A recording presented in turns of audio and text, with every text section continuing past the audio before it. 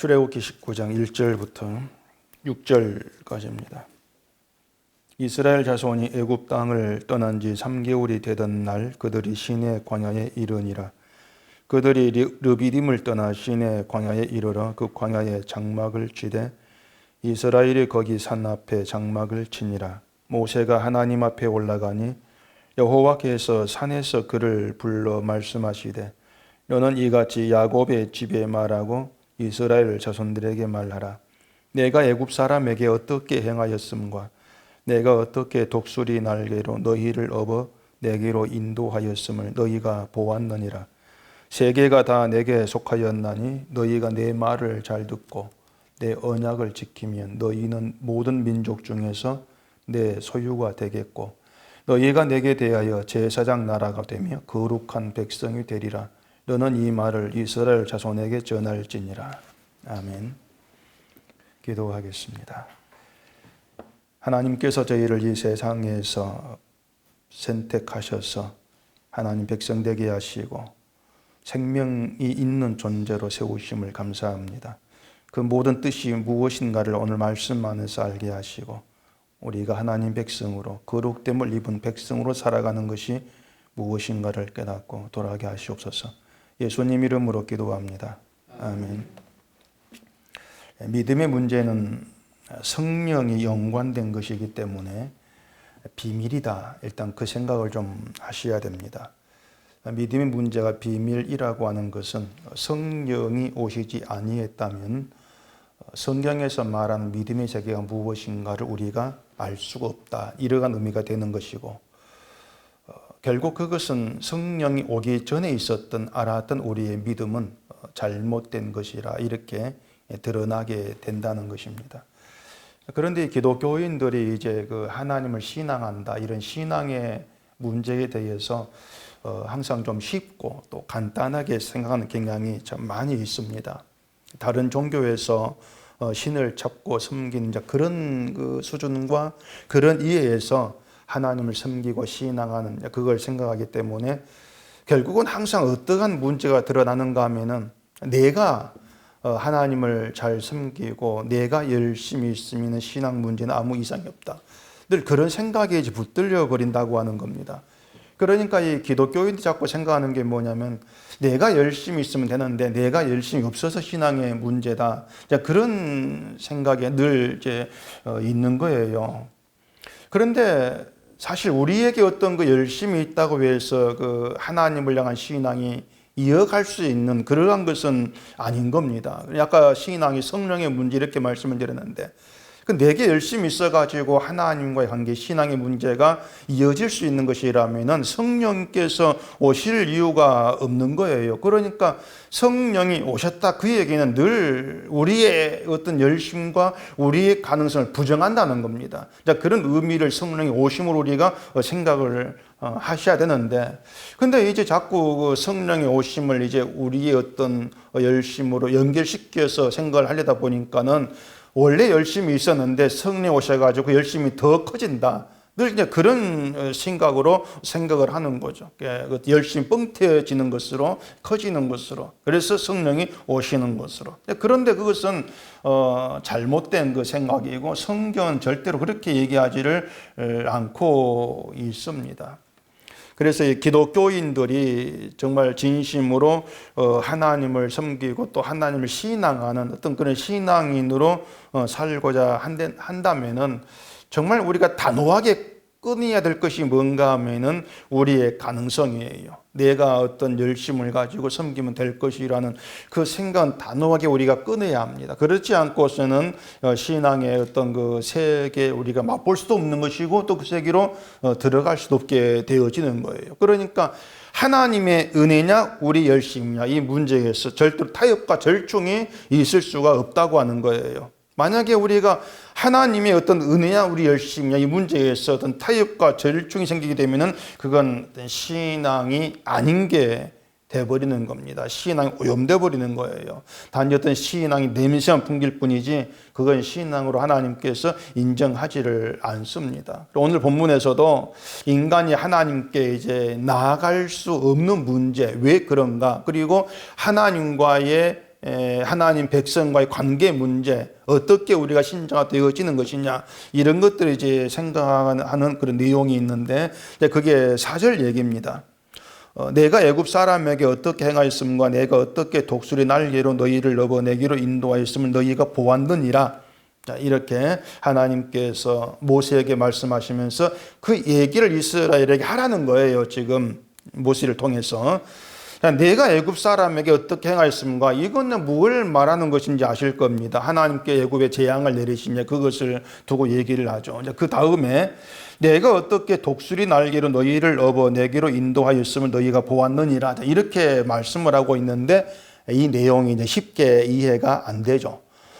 독수리 날개로 업어 인도했다는 이 말이 하나님께서 실제로 이스라엘 독수리를 보내가지고 그들을 업어서 인도했다, 그런 내용은 이제 아니죠. 이건 비유적인 얘기, 뭔가를 빗대어가지고 지금 독수리 날개로 그 표현을 해가지고 그 신앙의 세계, 이것을 이제 말씀을 하고 있는 겁니다.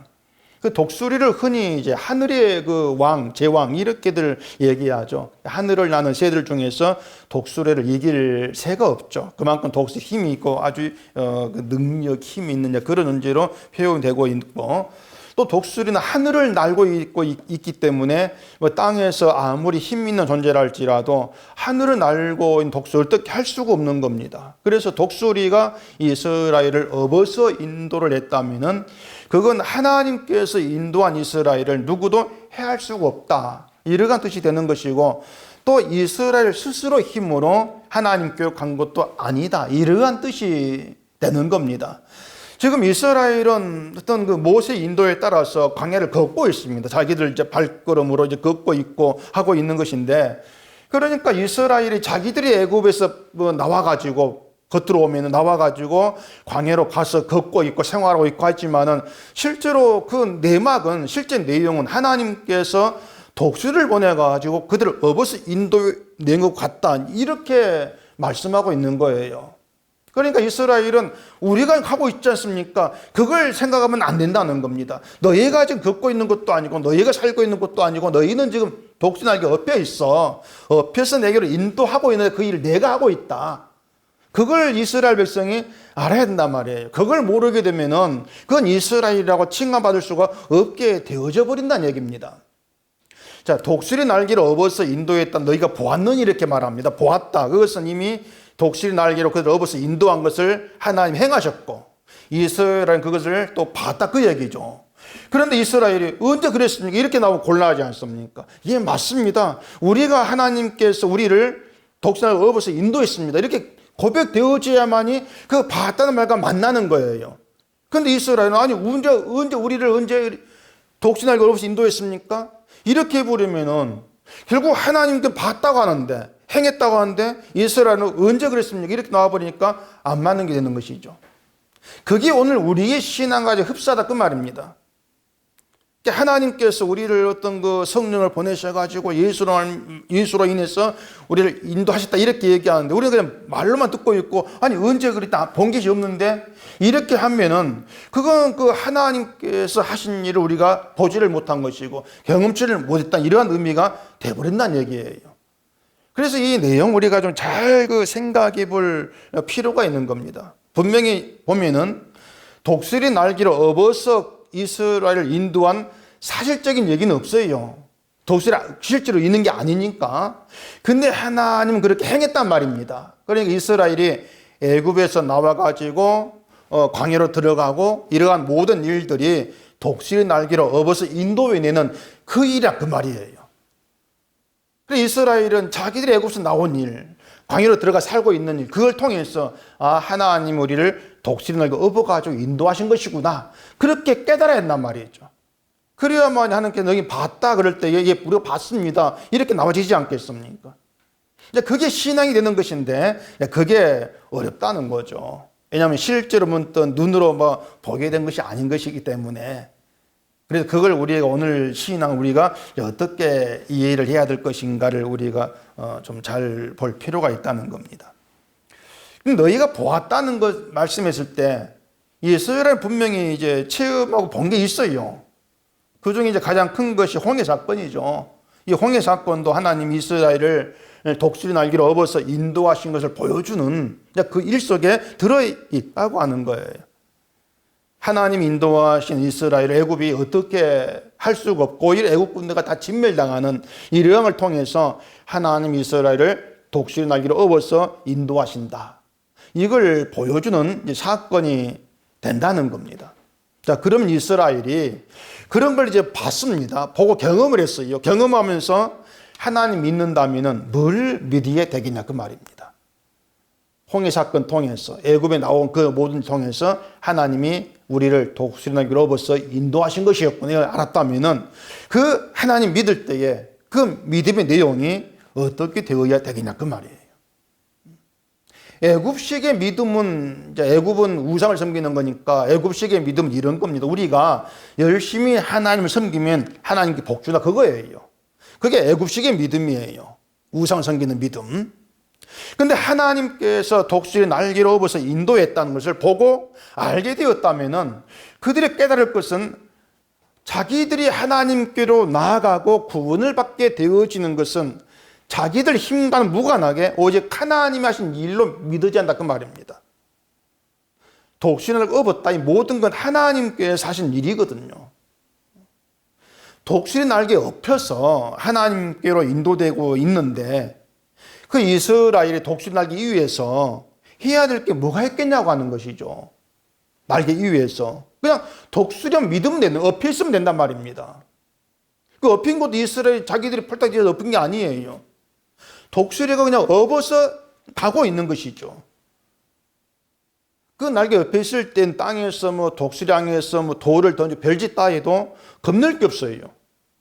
엎혀 있으면 된다고 하는 것이죠. 그래서 믿음이라고 하는 게 뭐냐면요. 열심을 내라 이게 믿음이 아니고 나를 업고 있는 게 뭐냐. 내가 어디에 엎혀 있는가 이걸 보게 하는 게 믿음이에요. 때문에 우리가 믿음에 대해서 정말 잘 생각해 봐야 될 내용이 굉장히 많이 있습니다. 내게로 인도하셨음을 너희가 보았다. 이 내용도 결국 믿음에 대해서 생각해 보게 하는 그런 내용이라고 이제 할 수가 있는데, 자, 이스라엘이 애굽에서 생활했을 때 그들이 하나님을 섬기지 않았겠습니까? 애굽에서도 이스라엘은 하나님을 나름대로 섬기고 있었습니다. 근데 하나님이 이스라엘을 애굽에서 나오게 해서 하나님께로 인도했다 이렇게 말한단 말이에요. 애굽산을 섬기고 있었는데 하나님께로 인도했다. 그 말은 애굽에서 하나님을 섬긴 것은 그건 믿음이 아니라는 겁니다. 애굽 방식이다 그것은. 그건 믿음이 아니다고 하는 거예요. 왜냐하면 하나님이 어떤 분인가를 모르니까. 그리고 이스라엘의 애굽에서의 신앙생활은 신앙생활을 인정하지 않겠다는 겁니다.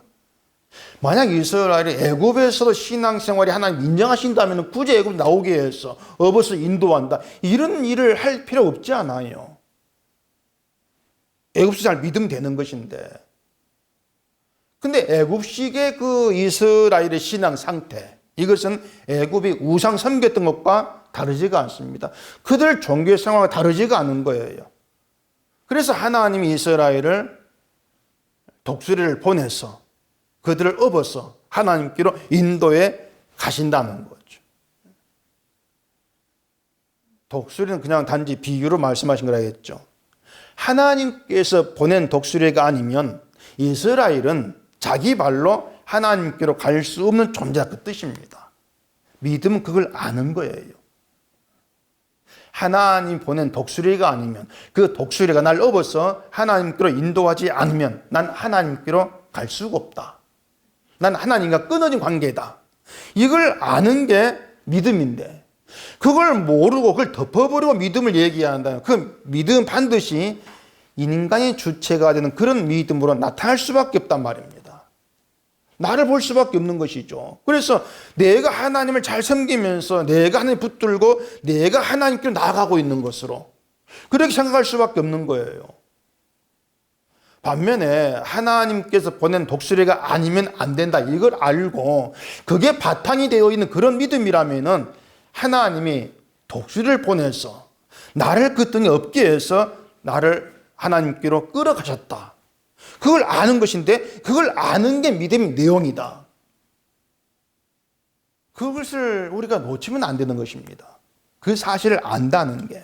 그러니까 이 믿음은요, 인간이 한다는 걸 철저히 거부해 버립니다. 잘라내게 돼 있는 거예요. 그런데 인간이 한다는 걸 자꾸 거부하기를 싫어하고 있기 때문에 구원은 하나님 은혜로 된다고 하면서도 그 이후의 삶을 우리가 뭔가 살아야 되는 것처럼 그렇게들 얘기를 하게 되는 거예요. 그게 뭔가 하면은 하나님이 독수리 날개를 업어서 하나님께로 인도했다는 이 말을 하나님께로 인도된 다음에는 내가 그 날개에서 내려서 내 발로 하나님께 나아가는 거. 그런 식으로 생각을 해버린다는 얘기입니다. 그게 뭐냐면은 성령으로 시작해서 육신으로 끝나는 믿음의 방식이 있는 거예요.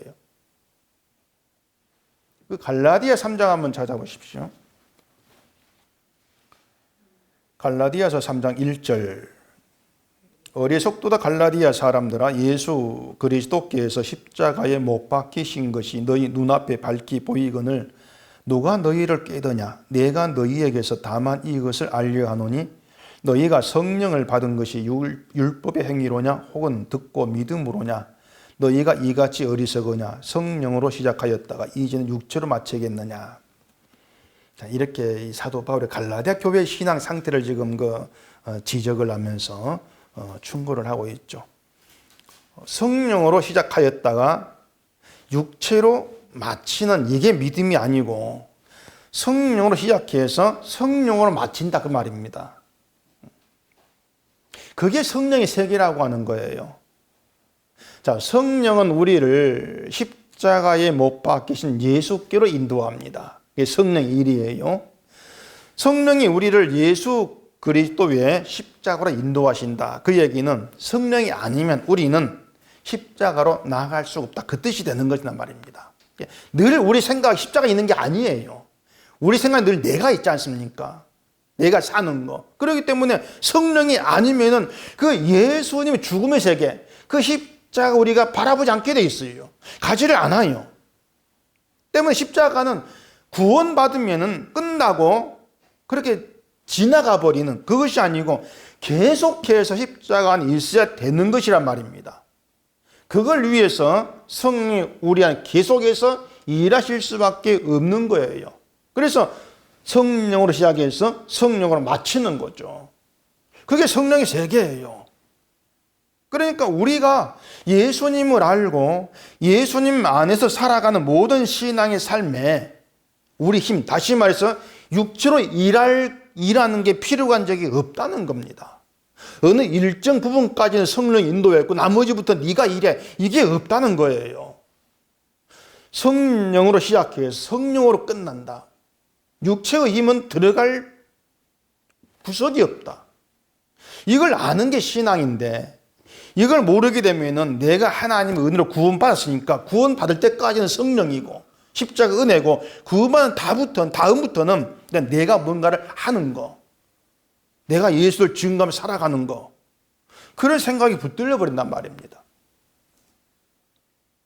물론 신자가 예수님을 증거하는 건 맞는데 어떻게 하는 게 예수님을 증거하는 것이냐, 이 생각을 해야 될 거 아니겠습니까? 어떻게 하는 게 예수를 증거하는 것일까? 근데 되게 보면 그런 생각을 할 필요가 없다고 생각을 해요. 왜냐하면 예수를 증거하는 거 그거 뻔하잖아. 예수를 전도하는 거 이거잖아. 이렇게 간단하게 생각해 버리죠. 예수를 전도하는 것, 이게 기독교 말의 전도의 의미로 이미 굳어져 있기 때문에 뭐 굳이 예수를 증거하는 것이 뭐지? 이걸 알 필요가 없다고 여긴단 말입니다. 그렇기 때문에 예수를 증거하는 거, 내가 착하게 사는 것이고, 사람 만나가지고 예수를 믿으라고 내가 전하는 것이고, 다들 이제 그런 수준에서 어떤 예수를 증거하고 전도하는 것으로 알고 있죠.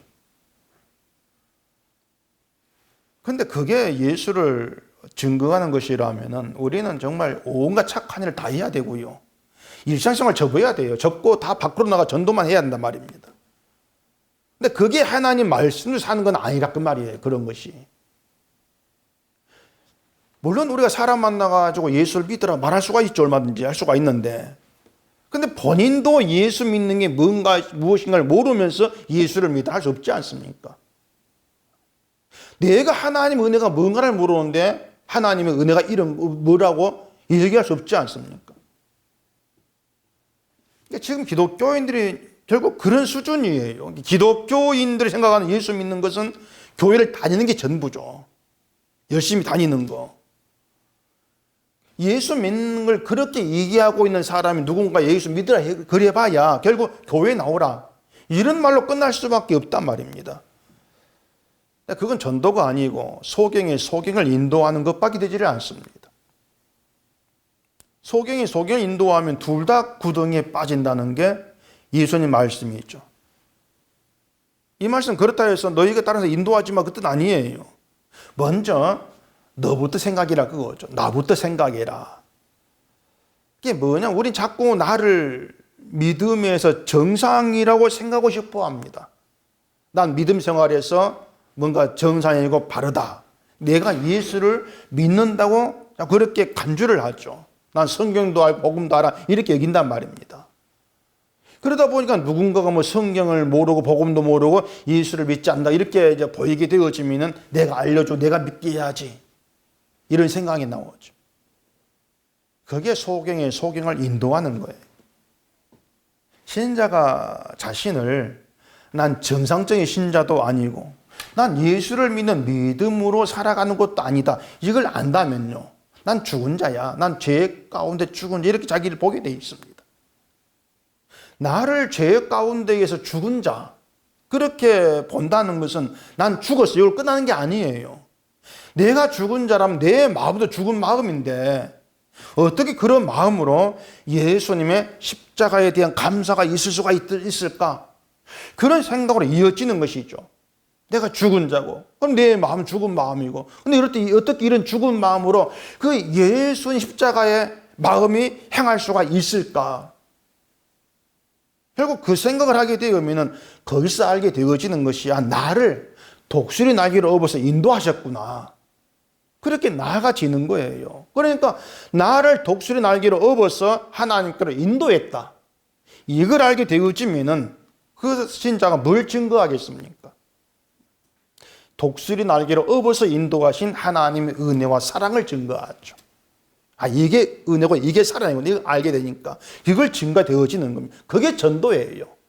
그게 전도고 그 전도는 성령으로만 돼요.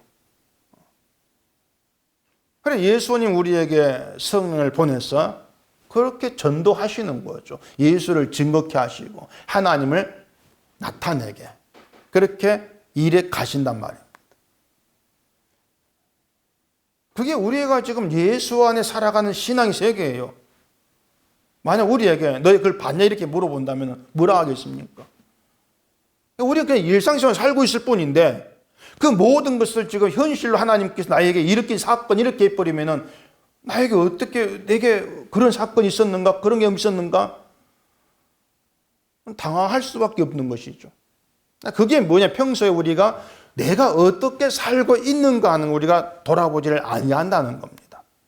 그냥 뭐 살아가고 있을 뿐이지 내가 어떻게 해서 무엇 때문에 이렇게 살아가고 있을까 그 생각을 하지를 않는다는 것이죠. 5절 6절 보십시다. 세계가 다 내게 속하였나니 너희가 내 말을 잘 듣고 내 언약을 지키면 너희는 모든 민족 중에서 내 소유가 되겠고 너희가 내게 대하여 제사장 나라가 되며 거룩한 백성이 되리라. 너는 이 말을 이스라엘 자손에게 전할지니라. 자, 온 세계는 뭐 다 하나님께 속해 있죠. 본래 모든 민족이 다 하나님께 속해 있는데 그 중에서 특별히 내 소유라 지칭하는 그런 존재가 따로 있다는 겁니다. 그들은 하나님 말을 잘 듣고 언약을 지키는 자라 이렇게 얘기합니다. 하나님 말을 잘 듣고 언약을 지키는 그들을 내 소유 이렇게 이제 말씀하신다는 얘기죠. 언약을 지키는 그런 자들이 하나님 소유가 되고 또 하나님에 대해서 제사장 나라 거룩한 백성이 된다 그 말씀이잖아요. 그러면은 하나님에 대해서 제사장 나라가 되고 거룩한 백성이 되었을 때에 주어진 혜택 그 혜택이 뭐겠습니까? 죽음서 살려내신 거예요. 그게 제사장 나라 거룩한 백성이 누리는 혜택이에요. 모든 민족이 다 하나님께 속해 있다는 것은 모든 민족을 다 처리한 심판 권한이 하나님께 있다는 뜻입니다. 이 세상을 하나님 심판해버릴 권한이 있는 것이죠. 그런데 하나님에 대해서 모든 민족은 죄로 인해서 죽은 자들이 지나지를 않습니다. 온 세상 자체가 죄로 인해 죽은 자, 그게 하나님에 대한 그들의 실상이에요. 죽은 자다. 그 죽은 자들을 영원한 죽음으로 밀어 넣으시는 것이 하나님께 속한 세상에 대해서 하나님 하실 일이에요. 근데 그 죽음에서 미리 건진받은 자들이 있다는 겁니다. 건져낸 자들이 죽은 자인데 살았고 죽음의 세계에서 건진받아서 하나님의 소유가 되어서 생명에 속한 거룩한 백성이 되었다는 거예요. 하나님의 소유가 되었다는 건 하나님 특별히 관리한다 그 뜻입니다. 하나님이 지키고 관리한다. 근데 그렇게 죽음의 세계에서 건진받아서 거룩한 백성이 된 이 모든 일들이 독수리 날개로 업어서 하나님께로 인도하신 그 일로 되어진 일이에요. 그게 이스라엘이고 지금. 따라서 하나님이 독수리 날개 업어서 인도하신 것을 본 자, 경험한 자, 그 사람들이 하나님의 거룩한 백성이다. 그렇게 증거하시다 그 말입니다. 다시 말해 우리가 신자다. 신자라면은 하나님이 독수리 날개를 업어서 나를 인도하신 걸 경험한 자예요. 그걸 아는 자가 신자예요. 그러니까 그걸 아느냐 말이에요. 우리가 그걸 아느냐. 여기서 이제 우리가 이스라엘을 업어서 인도한 독수리가 우리도 업었는가.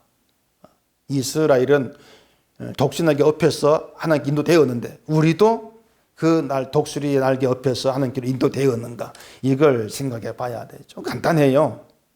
이스라엘을 업어서 인도한 독수리가 지금 우리에게는 그리스도입니다. 우리에게는. 자, 하나 생각해 봅시다. 이스라엘을 독수리 날개로 업어 인도하셨다고 하는데 이스라엘에게 독수리 날개가 되는 것은 어린 양의 피입니다. 뭐냐면 애굽에서 그 죽음의 장자 재앙에서 이스라엘을 건져낸 것이 어린 양의 피지 않습니까? 다 죽는데 그 죽음의 세계에 이스라엘만 건진받잖아요. 어린 양의 피 때문에. 그렇다면 이스라엘은 지금 애굽은 다 죽었는데 거기에 살아나서 애굽에서 인도된 것이 어린 양의 피의 은혜로 애굽에서 인도되어 나온 겁니다. 어린 양의 피로 죽음에 건진받은 자로 애굽에서 나왔기 때문에 이스라엘을 상하게 할 세상 세력이 이 땅에 아무것도 없는 거예요. 어린 양의 피 안에 있기 때문에. 아까 얘기한 대로 독수리가 하늘에 있다 않습니까? 하늘에 있다는 것은 땅의 악한 세력으로부터 보호된다는 뜻이에요. 무슨 말이냐면 이 땅은 죄의 세력, 죽음의 세력을 얘기합니다. 죽음의 세력이 땅에 속해 있습니다. 근데 독수리는 땅에서 벗어나 하늘에 있어요. 땅에 속해 있지 않습니다.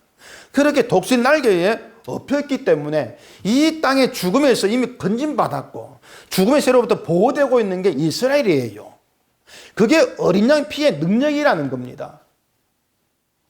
어린 양의 피 안에 있다. 그게 세상 죽음의 세력으로부터 이미 벗어났고 보호되고 지킴받고 있는 그것을 얘기하고 있는 거죠. 그것을 독수리로 빗대어서 말씀하고 있다 그 말입니다.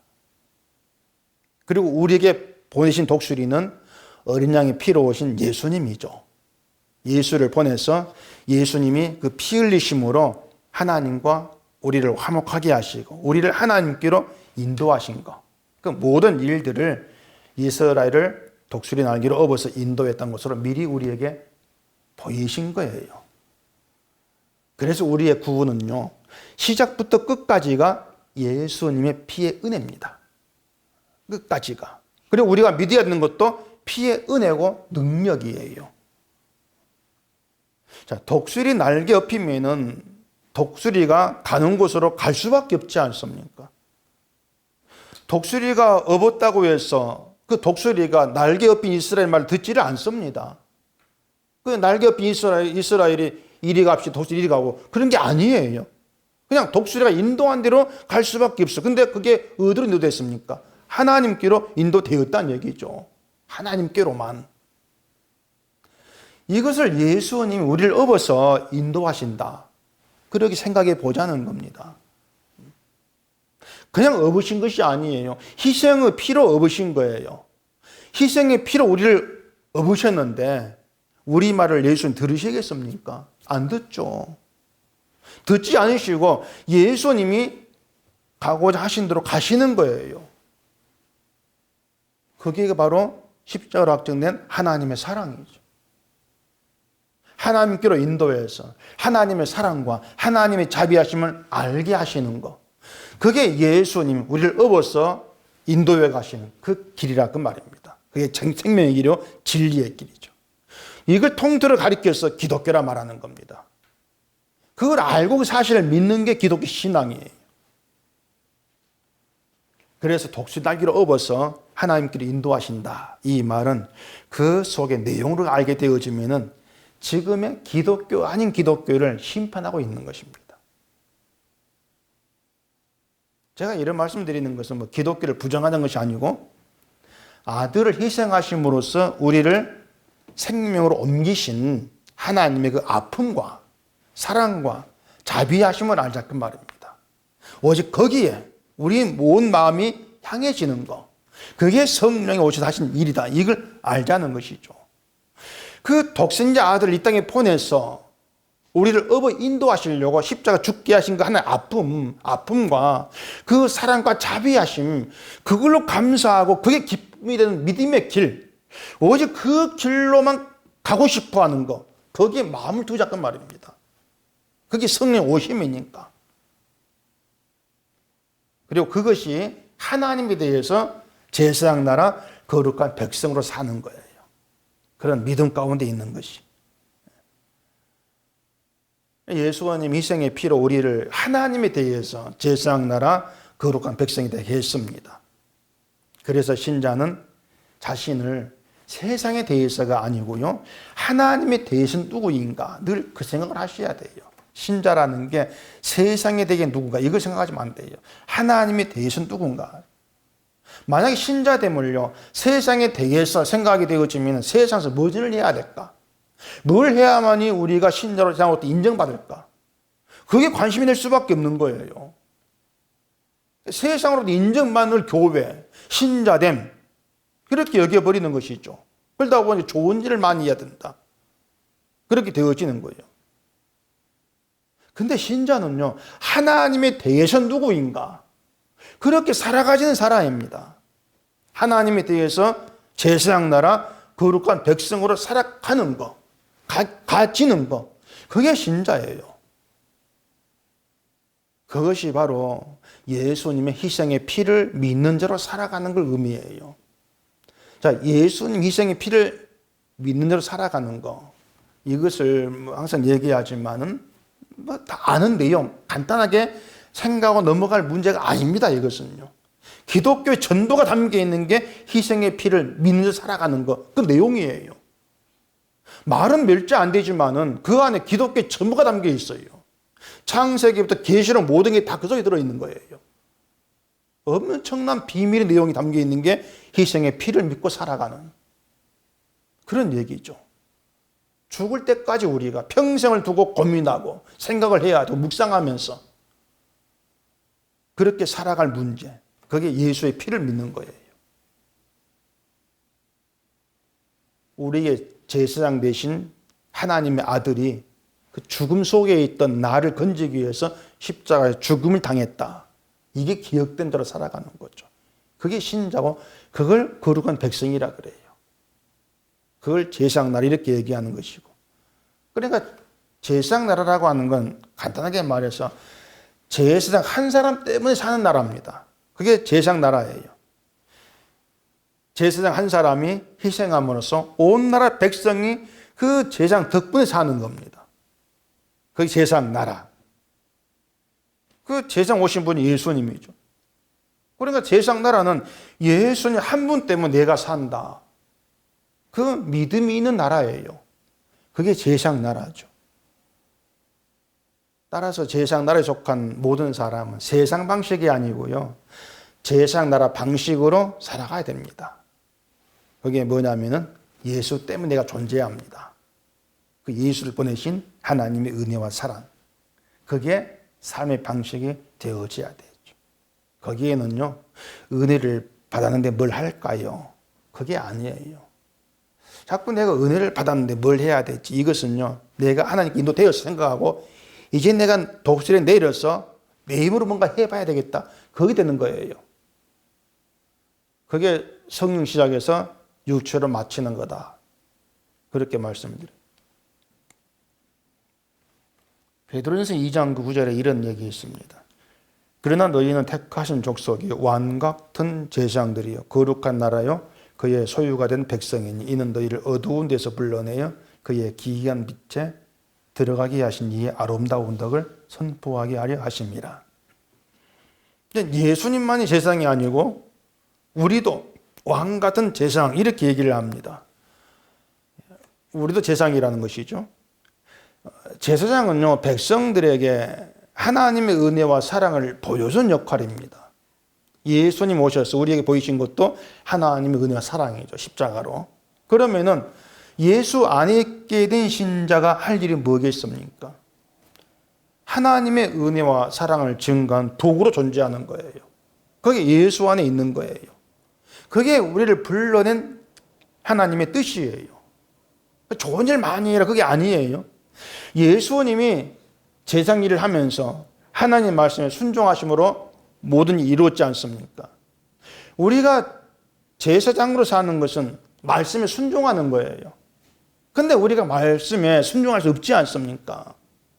근데 그것이 그냥 나는 안 돼, 그렇게 되는 것이 아니고 우리가 사는 것을 하나 짚어가 생각해 보시라는 얘기입니다. 그러면 어느 한 순간은 내가 말씀 순종이 되어지는 거 없다, 이걸 우리가 알 수가 있죠. 그걸 우리가 깊이 자각을 해야만이 우리가 신앙으로 한다는 것들이 얼마나 우스운 것들인가, 이걸 알 수가 있는 거예요. 그렇게 말씀에 순종치 못할 나, 이걸 알게 되어지면 그대로 포기해버려, 이것이 아니고요, 성령으로 인해서 주만 바라보고 의지할 수 있기를 바란다, 그 말입니다. 아, 이런 나이기 때문에 예수 안에 살 수밖에 없는 것이구나. 말씀을 이루신 예수 안에 사는 것이 말씀 순종하는 데 되는 것이죠. 어느 한 순간도 예수께로부터 벗어날 수 없고 벗어나기를 싫어하는 그런 마음 가운데에 성령을 구하는, 그게 있어야 돼. 그래서 성령을 보내시고 성령이 나에게 함께 하셔서 오직 예수님 희생에 감사하고 예수님만으로 살게 해달라, 이런 기도가 나와지게 되는 거죠.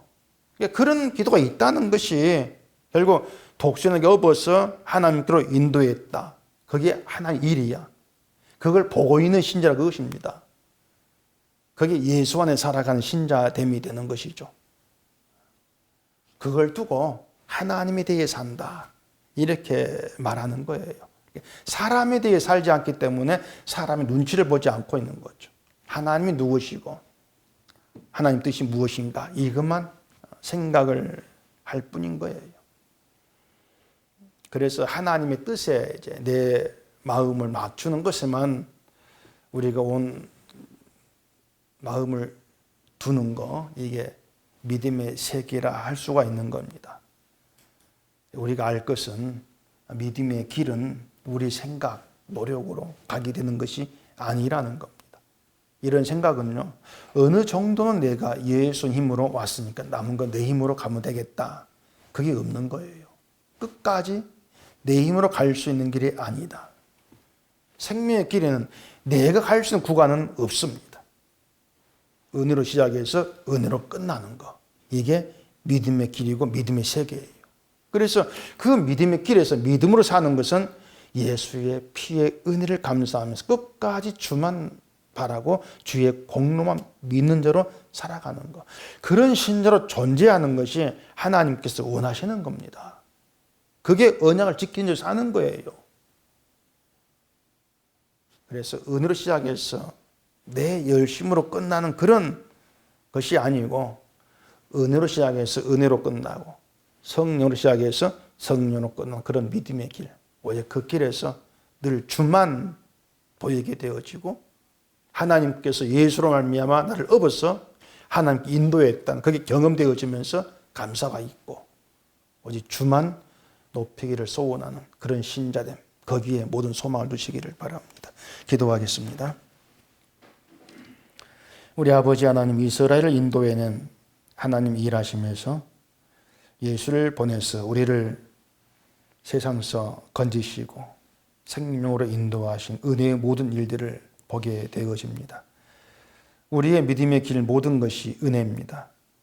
은혜로 시작해서 은혜로 마치는 것, 이것이 믿음의 길로 간 우리의 일생임을 깨달아 알게 하시고 우리가 죽는 순간까지 십자가에 피 흘린 주만 바라보고 주만 높이면서 그 주님이 나의 전부가 되는 그런 길로만 가게 되어질 수 있도록 힘주시옵소서. 예수님 이름으로 기도합니다. 아멘.